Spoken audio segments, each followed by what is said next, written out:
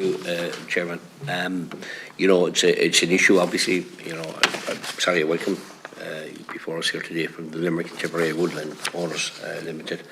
But it's an issue throughout, I suppose, the country as such. And I was, when I was canvassing myself, quite a lot of people brought it up to me, the difficulties that they've incurred. A lot of people have put their own private, you know, savings, and they were hoping that this would be you know, something for the future. And you know how many people have been advertised to, or sorry, have been promoted and supported to go into forestry, and this is a disaster for many people. And it looks like there needs to be an inquiry into it, but I'm afraid, you know, everything that you're requesting is not being adhered to.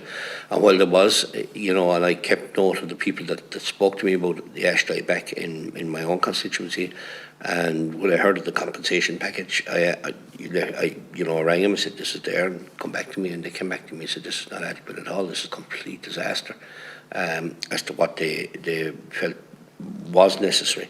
And you know, there's been a debacle over forestry since we came, I suppose, back to this term in the Dáil in 2020, and it's been hopping from one disaster to another, and kind of like nobody at the top able to manage it.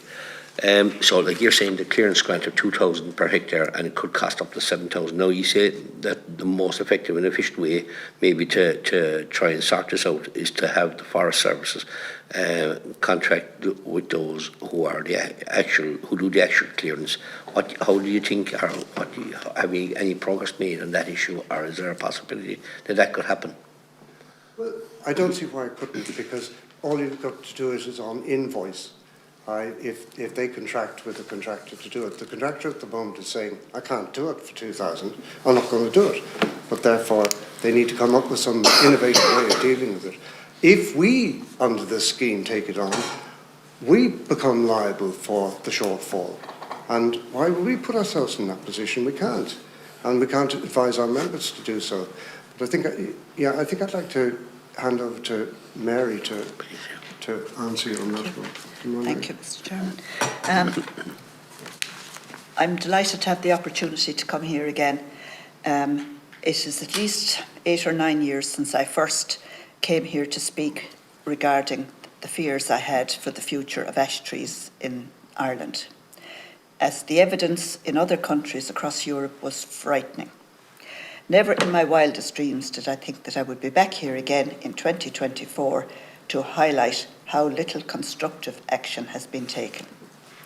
Our environment has never been in need of trees as much as it does today, but ash plantation owners have been treated with indifference by the government, and many of our members believe that the politicians that sit at the top table, each and every one of them, is equally culpable for the state of our ash woodlands. The latest scheme introduced by the Minister with responsibility for forestry is the final straw as far as we are concerned. We have waited 6 years for permission to manage our plantations and clear the dead trees and apply for licences to remove trees. We have waited since spring of 2020, when the last rust scheme was suspended pending a review. We've had several schemes prior to that, including underplanting, believe it or not, of underplanting the dead ash with young saplings. All these schemes were deemed unworkable by the department itself and were suspended. We're continuously being asked, where does the problem lie? Who is really to blame for this? Is it the government? Or is it Europe? Or is it the Forest Service? Or is it the Minister? It all depends on who you're talking to on any day. In my opinion, there is an urgent need for a revision of the whole Forestry Act. It is far too dictatorial and must be made much, much more farmer friendly. It doesn't encourage enterprise in any shape or form. It ignores the fact that forestry is how we earn our living, and we have committed our land to forestry. The fact that forestry is the sole income for very many people And we're not hobby farmers. This is how we chose to use our land. And there is so much emphasis nowadays on land use and how important it is and the carbon stored in it. The way we have been treated is so far removed from reality. The farmers who had the vision to recognise the value of trees to the environment and had the courage to go ahead and plant it is the ones who should at least be treated with a lot more respect. And the word respect in recent times has cropped up at everywhere I go and every person I meet. They say there's no respect for us, they don't respect our land, they don't respect the work we've tried to do. And we are entitled to earn a living. There's no other section of the agricultural industry that are prevented from earning a living and told you can't do this and you can't do that.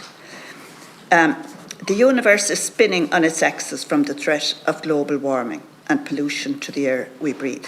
The present Forestry Act 2014 is 10 years old now, and with the exception of a few tweaks here and there, much of it appears to be 100 years out of date to most forest owners. And thank you very much. I leave it at that. Thank you. Yeah, I appreciate your detailed reply. And in my view, the buck should lie with the minister. And I think that they've let this issue roll on since 2020, and well before that. But since the new government has been rolling on it, and to think that they've come back with a package that is just non-viable, it's not workable for the people out there. It's an insult. And look. All I can say is for myself, I'll do my best to keep the fight up for you and keep in communication with you going forward. Thank you.